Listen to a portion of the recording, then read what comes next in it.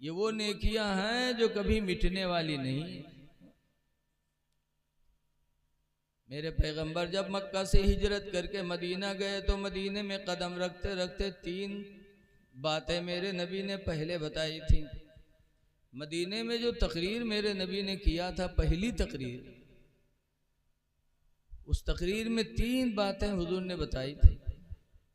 फरमाया था, मदीना वालों सुन लो, या अय्युहन्नास इफ़शौ सलाम बैनकुम, ऐ लोगो जब तुम आपस में मिला करो तो सलाम कर लिया करो।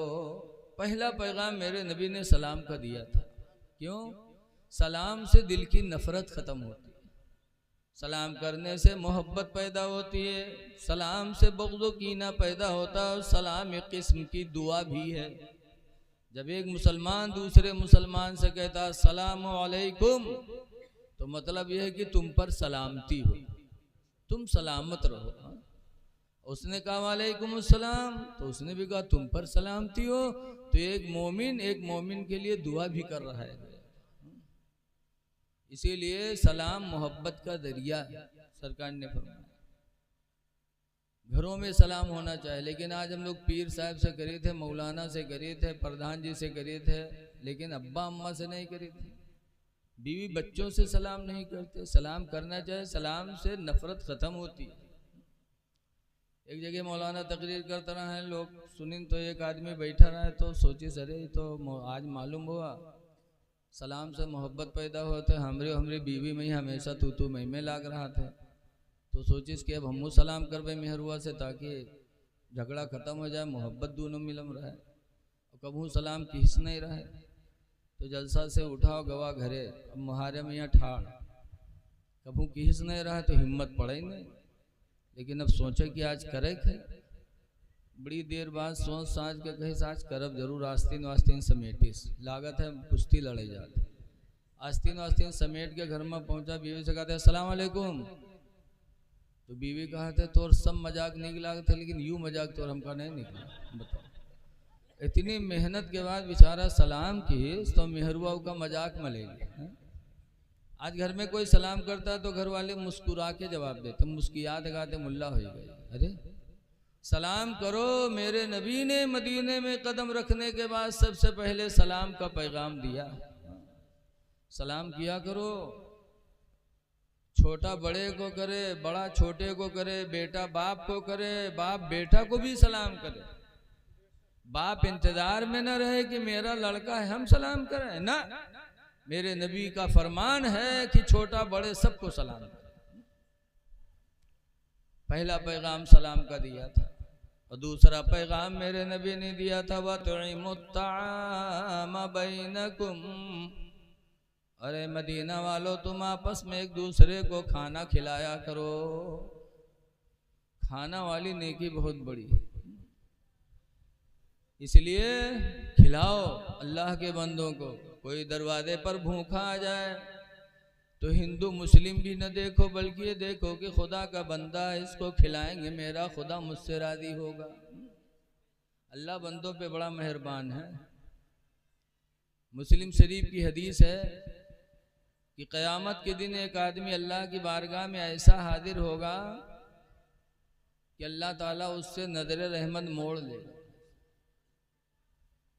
फिर उधर जाएगा, अल्लाह उससे नजर रहमत मोड़ लेगा, तो कहेगा अल्लाह मैंने नमाजें भी पढ़ी हैं, रोज़ा भी रखा, हज भी किया, और तू हमसे नजर रहमत मोड़ रहा है।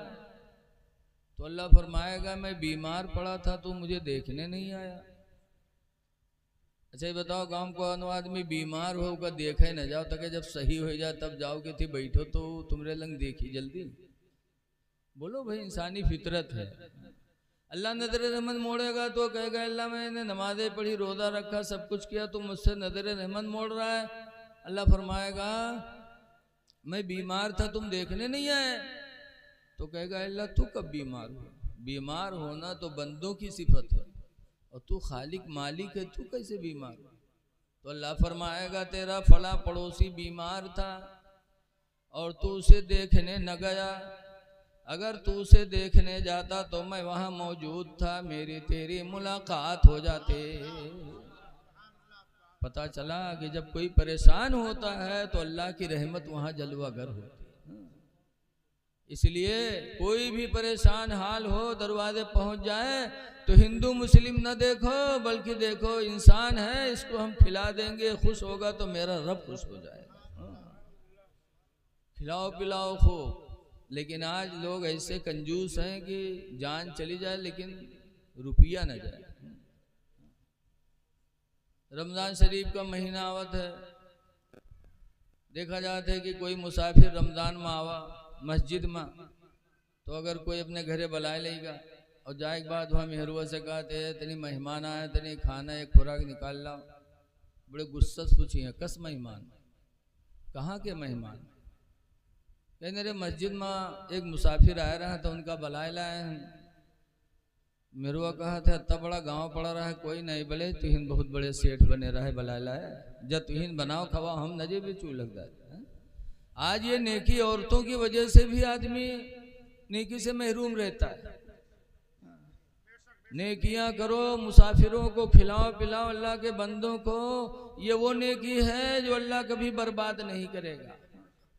पुरखा लोग कहा करते हैं रोटी की मार बहुत अहम होती है। रोटी की मार, रोटी से को मारा थे कोई? रोटी खिला दो किसी को, जिंदगी में कभी भी मिलेगा तो आपसे मोहब्बत ही से मिलेगा।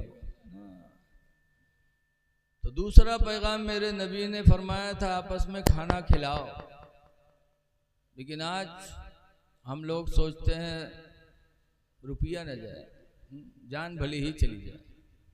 जैसे कि एक आदमी रहा कमाए कमाए के रुपया बटोरिस, बहुत पहले की बात है, तो क्या लेके का बनिया की दुकान पर कहे भैया ले फुटपुर ही कर रख लो, नंबर ही दे दो, तो रख ली, नंबर ही दे दी। तो जब 100 के नोट पाई तो बहुत खुश, उसका फैला फैला देखा है मगन में कि 100 के नोट पाएगा, लावा कपड़ा में बांध के बक्सम रख दी। रात भर की नींद नहीं है खुशी के मारे कि 100 के नोट धरा है घर में। सुबह उठा जब काम पर जाए हुआ तो जाए से पहले बक्सा खोले तो के रुपया निकाल के देख ली, फैला वैला के तो बांध के बक्सम रख दी, चला का काम कर। शाम के जब लौटा तो फिर बक्सम जुटा, फिर बक्सा खोली तो फिर रुपये निकाल के देख ली, बांध के रख दी। सुबह देखे शाम देखे, ई मेर देखे कि लागे बक्सम कोनो मदार बंद की है, सुबह शाम जियारत करे, बड़े मगन मारा है कि 100 के नोट धरा है। अल्लाह मर्दी जुमक दिन आवा तो जुमक दिन वो काम करे चला गया, उका जुमा से काम मतलब। कुछ बदनसीब ऐसे हैं कि जुमा का भी एहतमाम नहीं कर पाते। ऐ लोगों, जैसे 12 रबीउल अव्वल को हम खुशी मनाते हैं कि मेरे पैगंबर की पैदाइश का दिन है, वैसे ही जुमा हमारे तुम्हारे बाप आदम अलैहिस्सलाम के पैदाइश का दिन है। जुमा ही के दिन अल्लाह ने जन्नत को भी बनाया है, और जुमा के दिन ही क़यामत आएगी, और जुमा ही के दिन जन्नती जन्नत में दाखिल होंगे। जन्नती जन्नत में जाएंगे तो जुमा ही को जाएंगे, इसलिए इसका एहतमाम किया करो, नमाज़े जुमा पढ़ा करो एहतमाम के साथ। अभी मैं देवा शरीफ गया था जुमेरात को तकरीर करने, तो हाजी वारिस पाक अली रहमत व रिजवान के यहाँ मस्जिद बड़ी आलीशान बनी है, उसके दरवाजे पे इबारत हजरत की लिखी हुई है। उसमें लिखा हुआ सलातो मेराजुल मोमिनीन की नमाज मोमिनों की मेराज है। हाजी वारिस पाक से पूछा गया कि नमाज में मेराज कैसे होती है?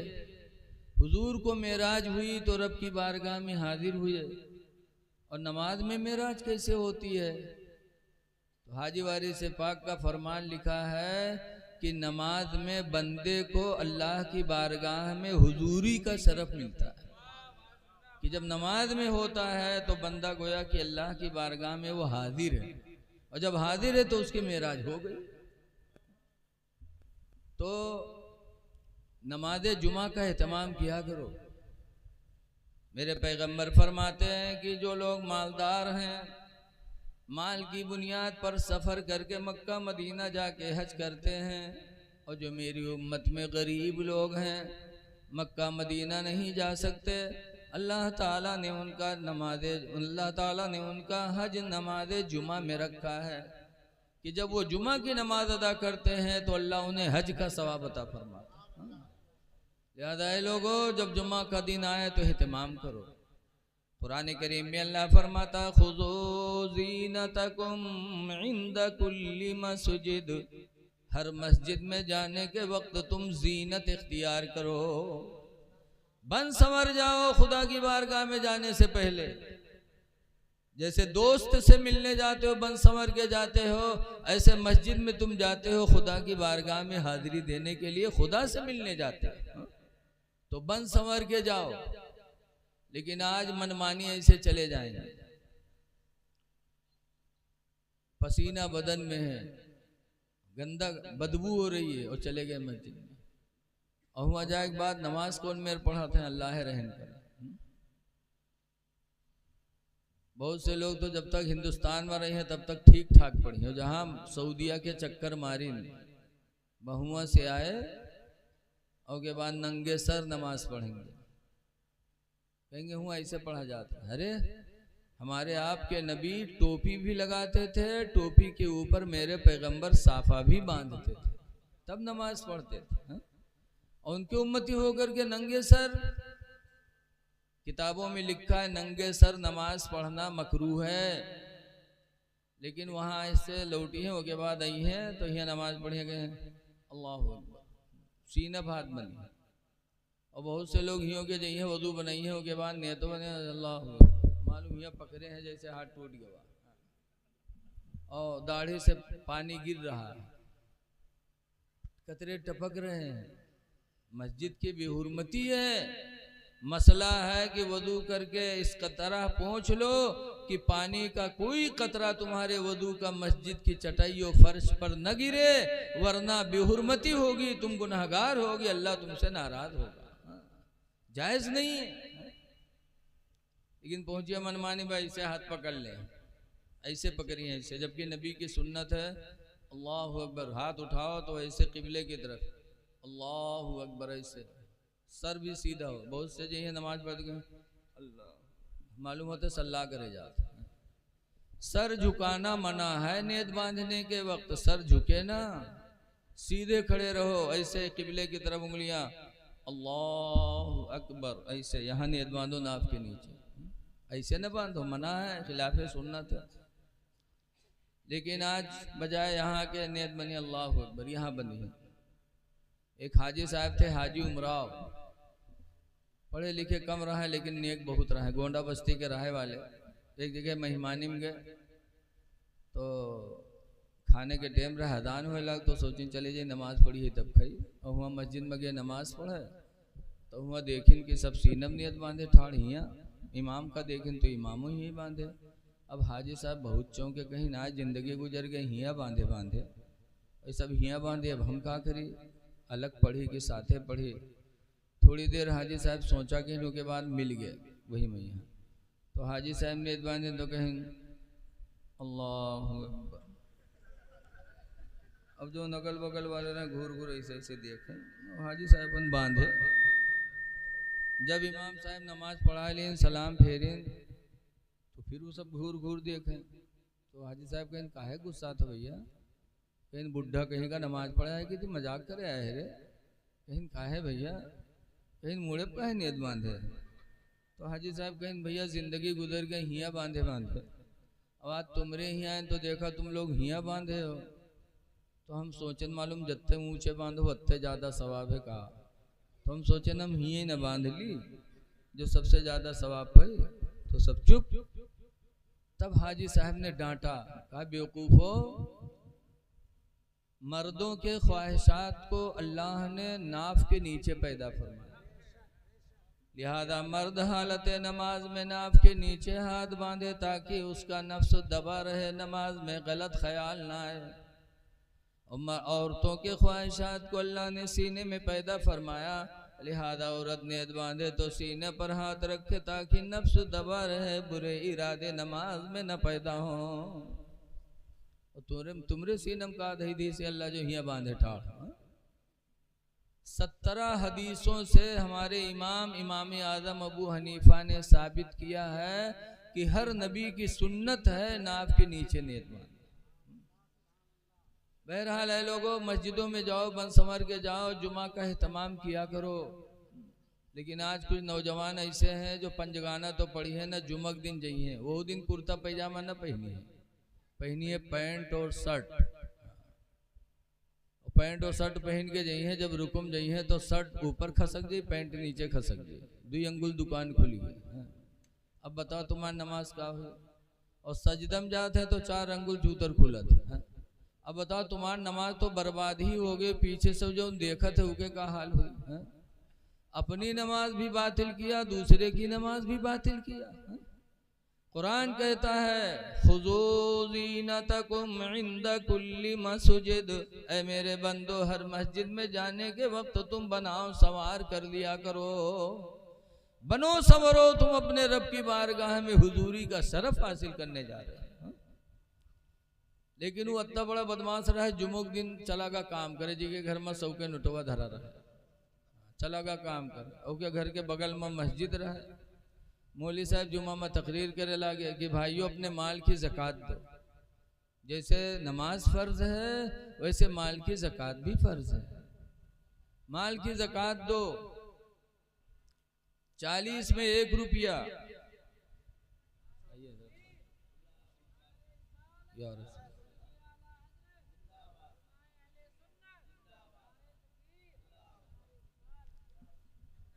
अपने माल की ज़कात दो, 40 में 1, 100 में 2.5।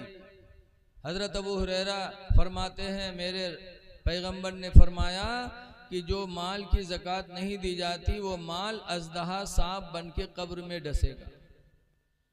लिहाजा अपने माल की ज़कात दो, 40 में 1, 100 में 2.5। तो तकरीर करते रहे मौली साहब, और क्या घर बगले में रहा जी के घरे 100 के नोटवा रखा रहा है, तो क्या मेहरुआ सुनी सू तो रहा ही नहीं।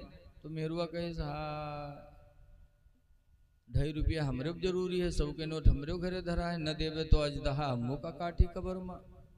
तो गए बक्सा खोले, 100 के नोटवा निकाले, तो गए मस्जिद में कह लियो मौलवी 2.5 रुपया काट ले। तो मौलवी साहब 2.5 रुपया काट ले, 97.5 दिन लई, वही कपड़ा में बटोर के बांध के रख दिए।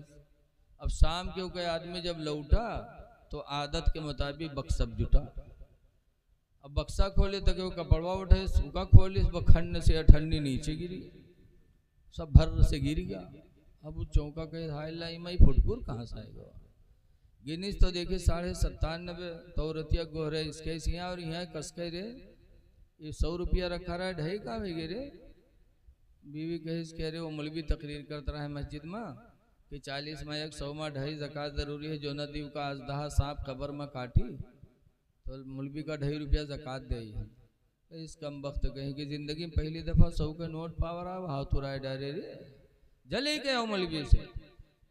तो कहीं अल्लाह नाम पर देखे तो कहे जी मांगे, कहीं ले आओ ने हम घर छोड़ दे, कहीं छोड़ो चाहे रहो, लेकिन हम मांगे न जी बे।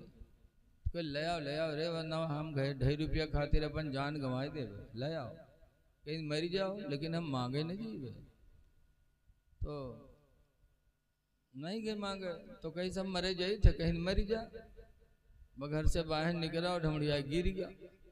अब गिरा तो हाथ पैर सब ढील कर दी, बहुत मक्कार रहा है। हाँ, अब वो कहे हाथ उठावे तो उठे, छोड़े पे भद्दे से गिर जाए, पैर उठावे तो उठे और जैसे छोड़े पे भद्दे से गिर जाए।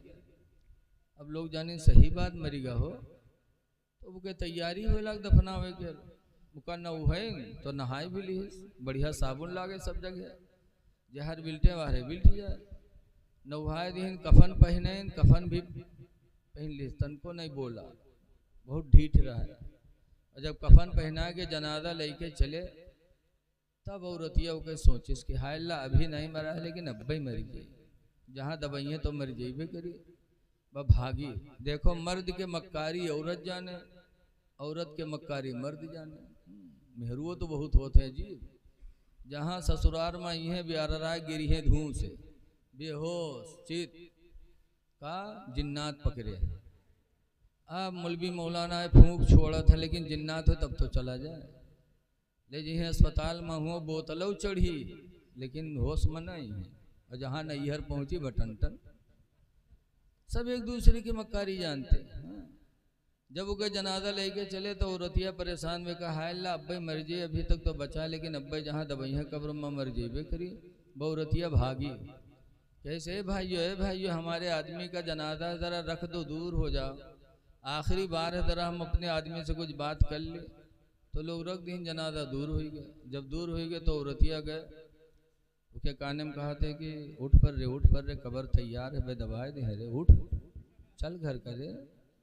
तो कहा था 2.5 रुपये ले ही है, पैसों का तो ना ले। तो कहा था भाग जा, बहुत जालिम रहना ही। उठा। जब औरतिया चली तो लोग उठाइन, जनाजा कब्रस्तान पहुँचे, वहाँ गए, नमाज पढ़ के कब्र में रखीन, लकड़ी जोड़ीन तक मट्टी दे जात रहे। तब तक औरतिया का फिर नहीं बर्दाश्त, बकायला अब मर जाइए, अब न बची। तो फिर दौड़ी के भाइयों आखिरी बार है, ज़रा रुक जाओ थोड़ी देर, हम अपने आदमी से कुछ बात कर लें। तो फिर लोग हट गए।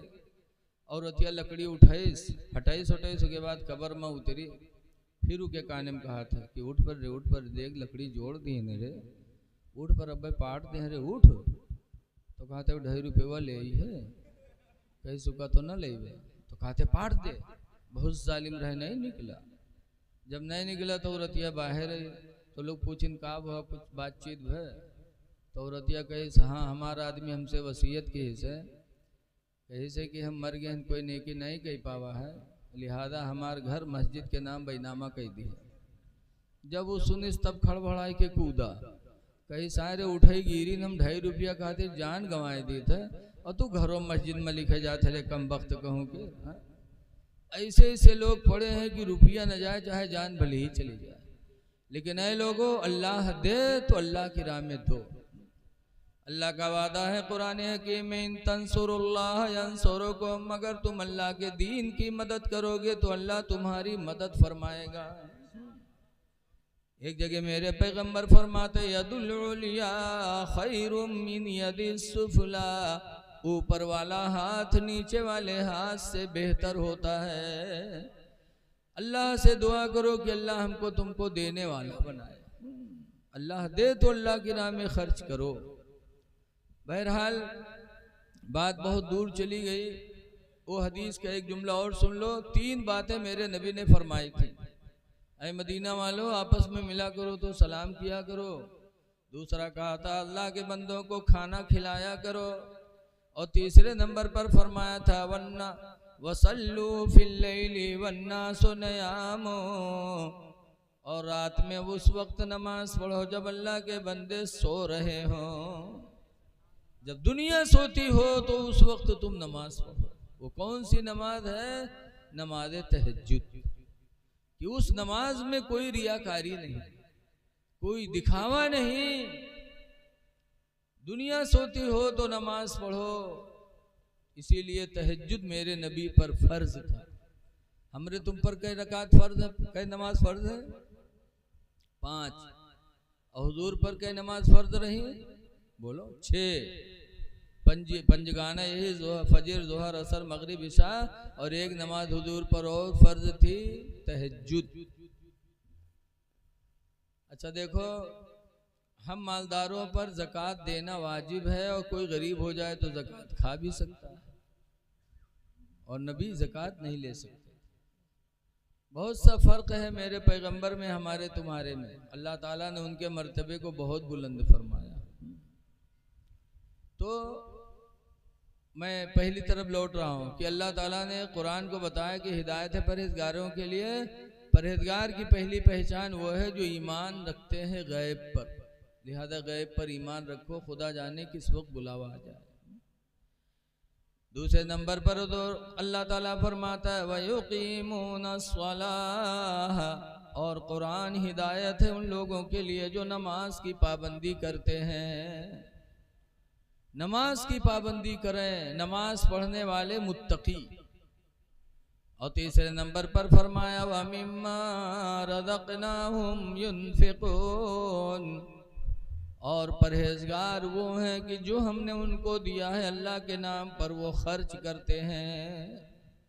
तो ऐ लोगों, गैब पर ईमान रखो, नमाजों की पाबंदी करो, और अल्लाह ने जो दिया है उसे अल्लाह के नाम पर खर्च करो। ये 3 निशानियां कुरान ने बताई हैं मोमिन परहेजगार की पहचान। हुजूर सल्लल्लाहु अलैहि वसल्लम हमारी आपके लिए नमूने अमल बन के आए हैं। देखो हुजूर का मकाम बहुत बुलंद है, बहुत बुलंद है। हुजूर देखो हमारा तुम्हारा बाल कहूँ पड़ा हो तो लोग घिन करते हैं, और सरकार का बाल। एक दफा हजरत अबू बकर सिद्दीक रज़ी अल्लाह अन्हु बैठे थे, सरकार कंघी कर रहे थे दाढ़ी में कि एक बाल टूटा, तो सरकार के बाल जैसे दाढ़ी से टूटे वैसे हजरत अबू बकर लपक के और उस बाल को अपने हाथों में ले लिए, और लेने के बाद गए घर में पाको साफ जगह पे, ऊंची जगह पे रख दिया। हजरत अबू बकर फरमाते हैं कि जैसे बाल रखा वैसे कुरान की तिलावत की आवाज़ आने लगी। मैंने घर में तलाश किया कि आखिर कुरान पढ़ने वाला है कौन। हजरत अबू बकर फरमाते हैं पूरा घर मैंने तलाश किया, लेकिन कुरान पढ़ने वाला कोई नज़र नहीं आया, और कुरान की तिलावत बराबर हो रही थी। तो कहते मैं पूरी रात ऐसे बैठा सुनता रहा।